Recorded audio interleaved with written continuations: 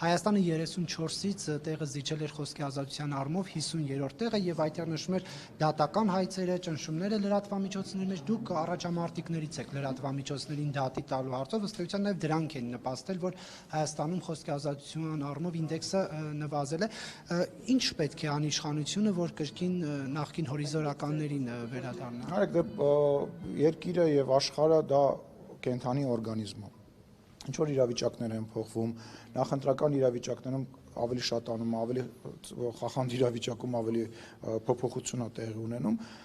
Իմ համար ամենակարևորն է, որ ձեր ասած 50-րդ տեղը շատ ավելի բարձր է, քան ԱՄՆ-ի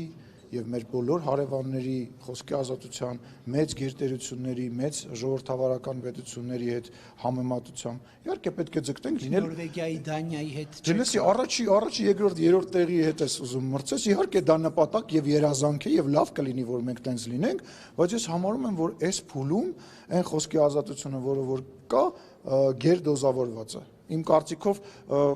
մենակ այն բանը, որ այսօրվա լրատվական դաշտի 90% ընդդիմադիր դաշտին է պատկանում, 95%-ը դա ինչի մասին է խոսում, ուզում եմ հասկանամ, կամ այսօր ով ինչ ասելուց առաջ է մտածում, որ իր խոսքը կսահմանափակվի, ինչ ասես, ով այսօր ինտերնետ ունի, լրատվական միջոց է դարել կամ բլոգեր է դարել կամ քննադատ է դարել։ Բայց իշխանությունը հետևություններ կանի այդ զեկույցից։ Իհարկե, միանշանակ նույն դատական մասով, տեսակ նոր օրենսդրական փոփոխություն արեցինք, նաև